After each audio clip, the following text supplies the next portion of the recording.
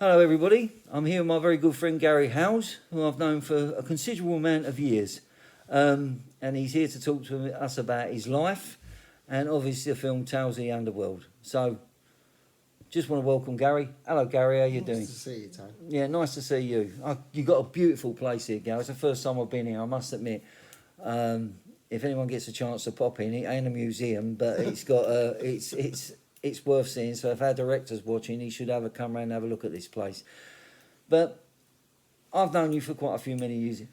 Just tell us how we first met.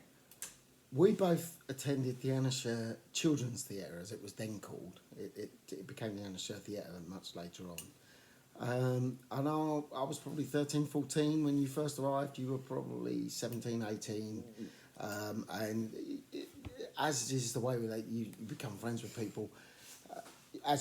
I remember one of the first things that you did at Anna's. For those that don't know, Ayrshire works mainly around improvisation. So they give you a subject, and you'd either do it on your own or with a partner or whatever. In this instance, it was something you did on your own. So you had an imaginary partner or partners, depending upon what you wanted to do. The head. I remember the head. The head on two boxes. The head. This was slightly different, and certainly slightly different the way you did it. But most people got up and stood in the middle of the room and did whatever it was that they did, and they'd come up, and it was all people were coming up with all sorts of wonderful and weird ideas. I think what it was likely to have been was we were given a first line, and then you extend that to whatever it is, and you watched how different people made that different line into different stories. You decided very bravely, I thought, because you hadn't been there that long, but you decided not to stand up. You decided to stay seated, leaning against the bank of chairs where we would have all normally been seated during class. It was a sort of horseshoe shape of chairs. And you had your arm, both your arms on the chairs, something like that. As cool as a cucumber. And I remember it really vividly because I was quite impressed by it. You paused, which I thought was quite impressive because it's a brave thing to do, particularly when you're new. And you had a conversation which was quite patently with a girl in bed having just had sex. And that was brave enough in itself. Copulating, yes. Yeah. I remember Anna's face being a little shocked, shall we say. And you turned the first line into this wonderful little story. General conversation, wasn't it? As Yeah. after you've just done something, cigarette. I think it was cigarette. Cigarette, yeah, it was a cigarette. Something. But the tag was, and the thing that had absolutely everybody in hysterics, was at the end you'd had this whole conversation looking at this girl right in the face, like that, and at the end you went, and so was it the same for you? And the place fell about. Absolutely fell about. Nobody saw it coming, and it was brave. It was funny and we brave. was talking about it. I just remembered seeing everybody in Anna's face. Then I think, oh, I've blown this. But everyone behind laughing, but trying not to laugh because Anna, she went. I remember she said something. Oh, that's rather bold, or something like that. But I mean, when we went to Anna Shares, we had some great people down. I mean, like Stu. I mean, Andrew Lovian was a great friend of ours. Yeah. God bless him. Terry Supat, another one. What's her name? Kathy Burke. She was there. Yeah, she was there. The Burgesses, and Mark. But I'm glad I made an impression because I've kept on being friends and using you. Well, yeah, throughout our paths have crossed. You and Jimmy. Yeah, of course, used to Jimmy. take me home. Yeah. I was 14, and Jimmy had a yellow. I can't remember what it was. Some sort of Vauxhall or something. Something like that. Yeah. Car. Falling apart. Yeah, and he would give me a lift home after the class on whatever day it was. We would drive home and just drop me off and go home. And as such, we became friends. And then I went out with your cousin. Yes, you did. You went out with my cousin for a little while. Sarah from Bournemouth, wasn't it? But then, but when you was out in the shares, I mean, your breakout thing. I mean, I remember you being in Wooden Tops, which was the forerunner for the Bill. Yeah. But of course, your breakout thing was EastEnders. How long did you do in EastEnders, Gal? I did overall about 2 years, and then I popped back for a little session in '89, and then I came back a couple of years ago for Dot's funeral. Because I mean, what people forget is that your role with Michael Cashman was really one of the forerunners for a gay relationship. I don't think It was very interesting because I originally, I started professionally working when I was 11. And did a lot of Grange Hill stuff. and- yeah. Well, funny enough, I did Grange Hill when I left school. I was 17. I spent years at school getting in trouble for not wearing a school uniform, and then got a job wearing school uniform, which I always thought was irony to the height. But I've done all sorts of stuff and bits and pieces in here and there. You know what it's like with Anna's. EastEnders, I did a couple of Alan Clark pieces. One Brilliant, was called Philip. Stars of the Roller Skate Disco, and one was called Contact. And I was actually shooting Contact when EastEnders got was in that the touch. army thing? Contact, yeah, I remember that. Um, Steve Sweeney was in that. Steve wasn't he? Sweeney Yeah. was in it. Left John another one London. gone. A lot of people. Shot in Wales, and that's when they were originally casting EastEnders. And I'd met Julia and Tony whilst doing years ago. They used to have TV programs they'd make Yeah. specifically for schools, and I was doing a schools program called Going to Work or Getting to Work, something about how you get a job, and with Gordon Kay, Sandy Ratcliffe, and a whole bunch of other people. And it was quite successful. And on that shoot, I met Julia and Tony, who said, in the way that people do, we've got a project coming up, we think you might be right for it. A project. And that was probably 85, 84, probably 84, I think about it. By the time EastEnders was starting to happen, I know they were interested in seeing me for Mark. I was shooting Contact down in Wales, so it just never happened. And then, I don't know, about 6 months into the show, I got asked to go down to see them at Bush House on Shepherd's Bush Green on a Friday. I was working in an office in the West End at the time. And I went along and I met Julia and I met Tony, and they told me what the script was and what it was about, and it was interesting. I mean, Because yours was a true character development. I mean, you come in, a bit like Mitchell Collins, really. You come in, and then suddenly you got more and more and more. Yeah. And then what I always remember, because this relationship with Michael Cashman, who is gay, by the way, and he's proud to be gay and everything. But I used to remember people saying to me, is your mate gay? And I said, no, he's went out with my cousin.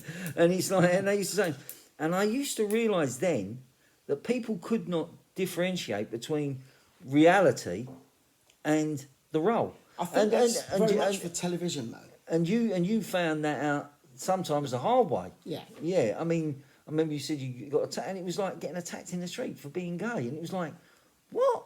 First of all, that's a stupid reason for attacking anybody, but secondly, you don't even know the guy; he's not gay, and you had that, didn't Do you you? know what? It's really interesting. When I took the role, when I first spoke about the role with Tony, they said it would be controversial, and they said it would be life changing, and they said all of this stuff. And I was 20, and I didn't give a fuck, to be quite frank. He was an actor. Yeah, It's a I role. didn't. And also, we were quite fortunate. We grew up within that industry, and to me, it was not. I didn't know that it was as big a deal as it was. I didn't neither realise did I. there was that kind of homophobia around, because I'd worked on films and TV shows and stuff like that. It was no big deal. Nobody, it just wasn't a thing. And yeah, it was just like the things that you said. You know, when in the industry, you'd be talking to somebody, and you'd suddenly they'd sort of say something. You go, "Hang on a minute, I think you're the wrong idea. I'm not going." Oh, okay, fair enough. I And just he's never gave a shit. It just didn't. It was normal. You knew people that were gay, and you knew people that were lesbians. You knew people that were, that remember it doing- just didn't matter. Grange Hill, and there was a dresser, and I hope I'm right, his name was Roy, and he was one of the funniest people I'd ever Yeah. met in my life. The fact that he was gay was not important. The fact that, it just was unimportant. He just was one of the funniest people I'd ever met. And I mean, of course, the biggest controversy. I think yours was the first gay kiss on British TV, wasn't it? Allegedly. Allegedly, is it? I don't know. I'm not I mean, a I've TV seen. historian, but, See, yeah. but I sometimes get mixed up with that. I might have seen a film that was on TV, because I remember the Leather Boys. Oh, God, that yeah. yeah, and that was like the massive surprise ending. And but with yours, and of course, years later, that kiss that you did, you recreated again at Dot's funeral. Well, the interesting thing about that is, doing the show, I remember Anna, when I went, on the Friday I had the audition, I actually got the part on the Friday. They actually phoned Anna Shares And by the time I'd got to Anna's for the class on Friday, I'd got the part, and it was just like blown away. My life changed immediately. And unfortunately, during shooting EastEnders, the government came up with a thing called Clause or Section 28. It was Section 28, it became Clause 28 when it went through law, which was a law prohibiting the promotion of homosexuality. So there was a technicality that the BBC, by showing Colin and Barry, that's what they were doing. And it did mean, sadly, that the BBC had to soften, and things got cut and things got changed and things didn't happen in the way that they should. There was also a strike during it, which meant that some of the scenes that we wanted to shoot, so the more personal scenes between Colin and Barry, you couldn't really do because the flat wasn't there at the time. You know, but I think that was beautiful about it, that it was so normal. It was just two people in a relationship that you didn't need to see it all. And sometimes I find that there. So they still use, and I'm very proud of it, apparently they still use the scene with me and June Brown in the laundrette. And it's a scene that a lot of people remember, where she discovers that Colin and Barry are a couple. And it's quite nice that they use that in schools as an education. And it is, because people like my mum, dear old mum, I would say to her, and she said, "Oh, they can't help it. They've probably had too many women." And I used to go, "Mum, no, they can't help it. Or they're not well." "Mum, what do you mean they're not well?" "Well, because that's how they were brought up. That was it. It was just not the norm." And I'm saying, "Mum, it was the norm. It was just hidden." I mean, you hear things about in Soho with clubs where they had bells at the top and the men used to be dancing with each other, and the police would turn up, the bell would go down and the women would get up and dance with the men. Lots of clubs. And there was lots of people, you know, that went to those sort of clubs, like Frankie Howard, and you know, and then one of the greatest playwrights in the world, which I was in, Joe Alton. I mean, it was openly, and his works look as classics now, but at the time he was pandered. But of course, you was a forerunner for that. The interesting thing about what we do, I was just part of it. To be quite honest, I was a pawn in the game. I didn't have any real creative. You know, I was 20 in my early 20s. I was doing.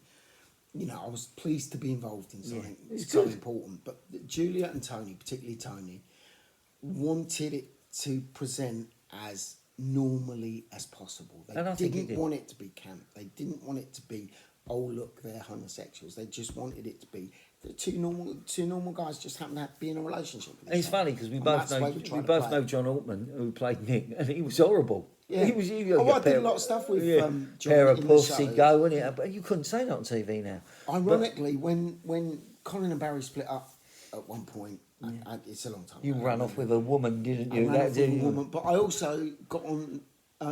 Used to knock about with Nick Cotton, and we got into all sort. I can't remember that dodgy stuff for a while, when we were kind of partners in crime, and I don't know, I can't remember. It was a fun time in my life, and people say, "Oh, do you regret doing that?" Because I did lose work over it afterwards because of the association. That's what I was going to come on to. And once you left EastEnders, how did it affect you? It was a different time, and people who were in soap operas didn't go on and do other soap operas or other work or whatever.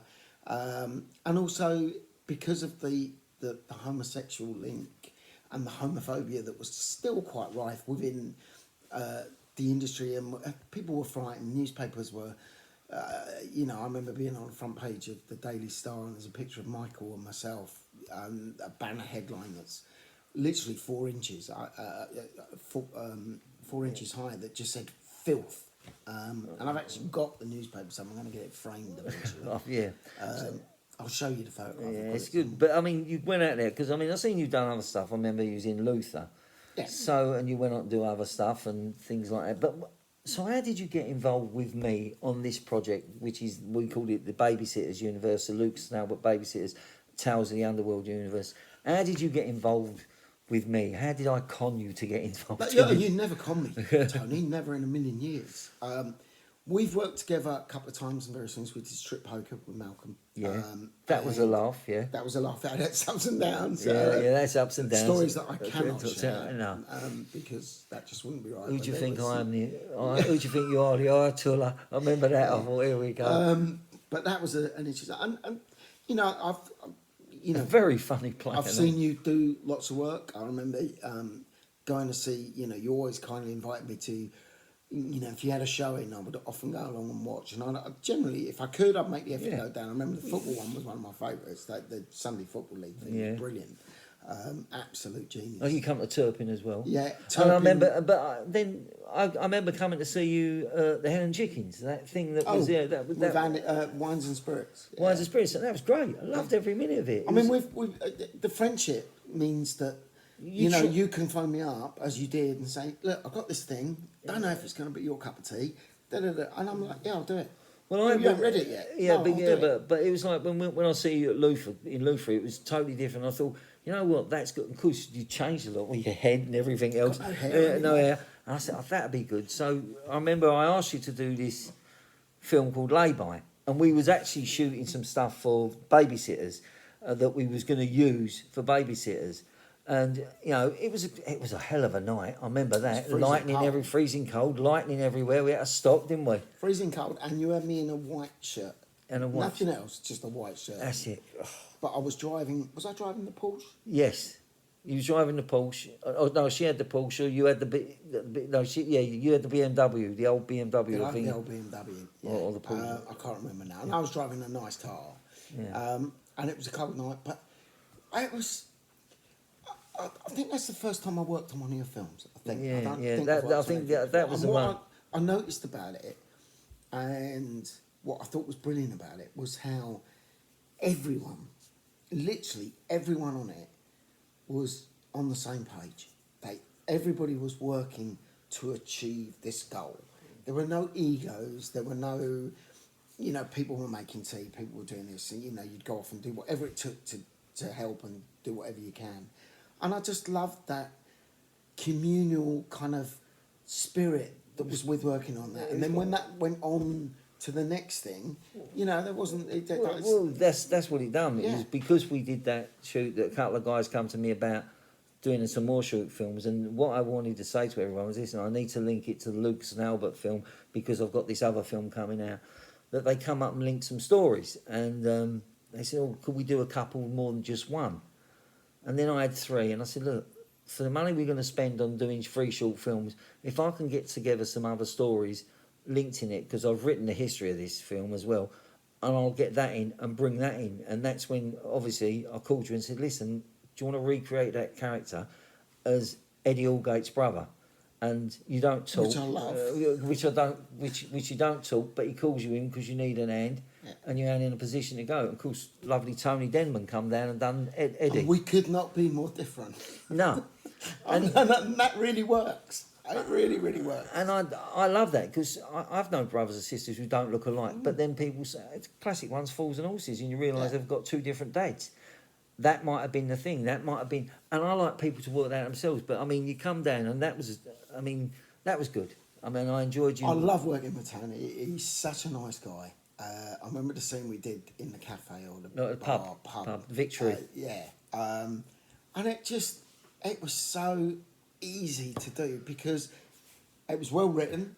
Darren is just so easygoing as a director, and Tony and I hit it off. He did, and we just did what we needed to do, and it was brilliant. It was really and the enjoyable. Circumstances, which was tragic, and how we got through it, I don't know. Yeah, I'm not going to mention into that, but how he got through it. And he said, "No, I'll finish and I'll go home."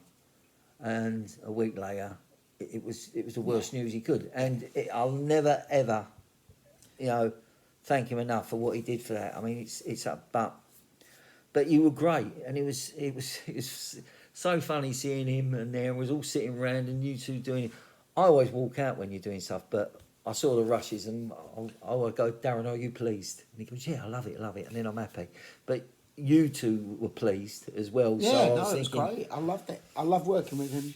I loved the other scene that we did late at night in the car park or wherever it was at the front, and just that was cold and all. Yeah. Why'd you pick the cold days? I didn't pick the cold days. I think that was you. I think you're getting your own back on for something. Yeah. But the difference, physical and otherwise, between him and I, had no bearing on us believing that we were brothers. Yeah. And and that was fine. And it really. We committed to it, you committed to it, and it worked. And it comes across. It's like, it doesn't matter how different we are. And I can't remember, we were in Clacton or wherever. Clacton we we were. was. Clacton, where it says film. And he come up and went, "Hello, bruv." Oh, yeah. And, and it's just, it's nice. You do create a very family atmosphere at work when we're filming. Well, if you're happy, I think you get the best work. I mean, if people are happy, if there's too many dramas on set, No, set, no. if they're dramas, it's Touch wood. yeah, Yeah. touch, yeah, sort of- There were it's none. inconclusive. And the trouble is there are dramas on scene. There are things that go wrong. There are changes that have to be made. You know, there are things that happen that are beyond your control, like weather and things like that. And you have to learn adaptable. But if everybody's happy and fighting for the same thing, and of course, I just left you and Tony to it, you, Tony, and Darren, and it come out a good scene. So Darren's a good director. I mean, you know, you guys as a team, Darren, you and Nikki, you're an unstoppable force. And, you know, this may not be the biggest thing you do, but you will do major stuff together because we hope so. The way you work, you can't help but not. And you've got an amazing cast, a dedicated cast, all working with you. It's really interesting. You know, I've done lots and lots of things, and I've always had fun for the most part. If I've had bad experiences, they've gone because I don't remember them and I don't care about them. But I had a great time working on this, and I've made good friends since. So we have a WhatsApp group just to keep everybody has WhatsApp groups now, right? But this is one of the WhatsApp groups that I'm actually I'm involved in, and I feel part of, and that's created by you and Darren and Nikki, but ultimately by you because you brought us all in. And everybody feels a sense of ownership and a sense of belonging. Well, I hope so. Within this project, I hope so. Want to make it work. And we hope so. I mean, and Tales of the Underworld, I mean, I don't want to give none of it away, that your character is Aidan Allgate, which was in Lay-By, and we're going to incorporate that hopefully into the next film, Babysitters. So, you know, tell us a bit about it, about the film. I mean, people probably know about it now for so many clips. In what concept? The film in general is, I mean, it's a British gangster film, I guess. Is if you're going to give it a genre, it's much more complicated and much more interesting than that paints it. It's very character driven. It's very twists and turns. It's a film that you will engage with, and it will keep you watching till the end. And of course, if you watch that, and then you can then watch Lucas and Albert, which is actually the actual sequel to that, although we've made them in reverse order, you'll understand the story more, which is most people who've seen Lucas and Albert then see Tales of the Underworld. Did you get the feeling that you thought, oh, God, that's who said, that's why this, oh, God, now. I saw Lucas and Albert in St Albans or somewhere with you, I think. Potter's Bar. Potter's Bar. I knew it was kind of North London area, Potter's Bar.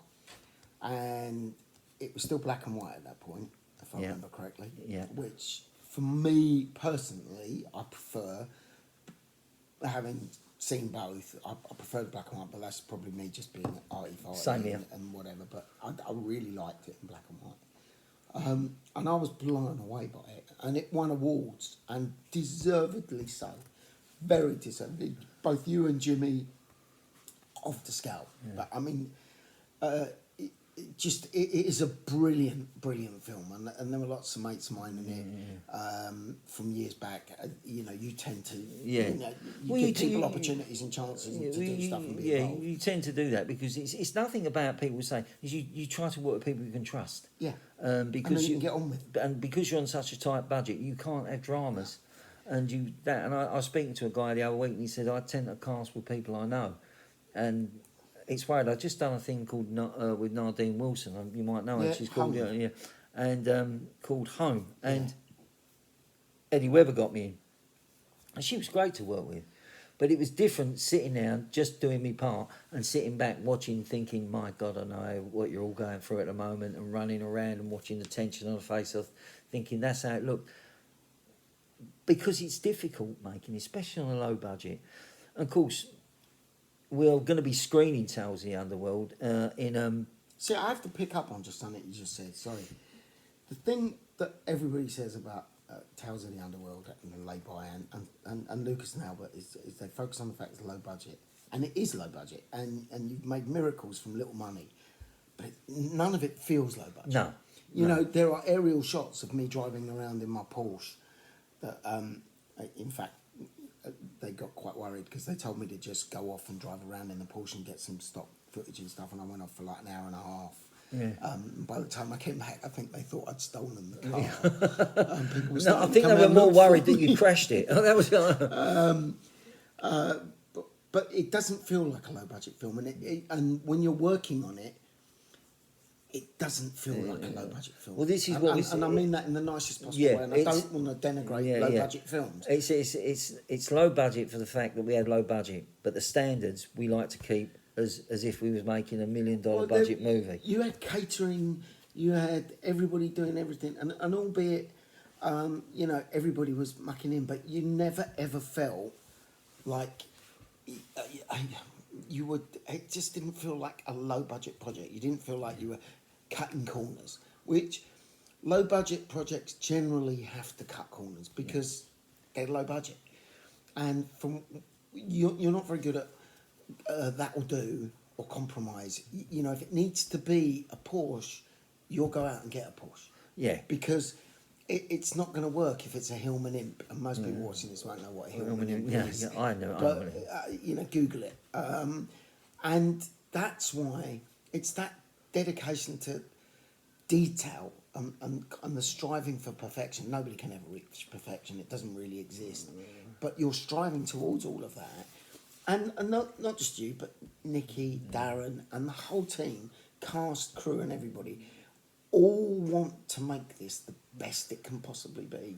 And it's so clear from the minute I came up when we first did Lay-By, there was just a feeling of I was really chuffed to be involved with what was existing, and really glad to be welcomed into that family. And there is that family feeling on it. And you refer to often the Lucas and Albert family and the Lucas and Albert world, and there is that. And people may think I'm just being pretentious. I'm really not. There really is.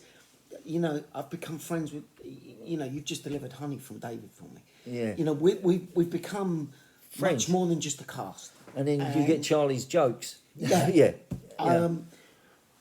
You know, people help each other. People are involved with each other, and you've created a group of very like-minded people. And there is some great performances in this. I mean, God. one of them is Brendan Gibson. Now, the story's told through the eyes of a journalist.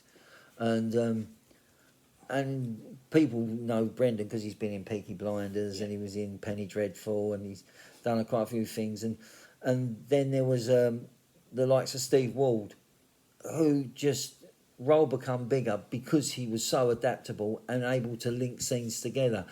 And then the classic one is Oliver Cotton, who was my drama teacher. Now, Oliver Cotton was in Batman, wasn't he? He was in Wonder Woman, he was in Killing Eve.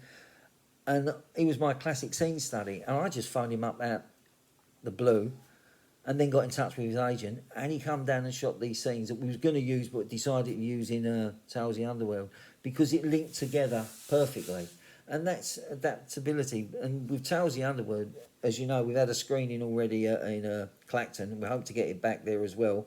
We've done Southend Film Festival, which was nice, but we're going to Romford at the Lumiere on the 15th. That's a special one with a Q&A. I hope that Gary's going to be doing a bit of Q&A if he can do it. And then we've got a run from the 21st to 27 at various times.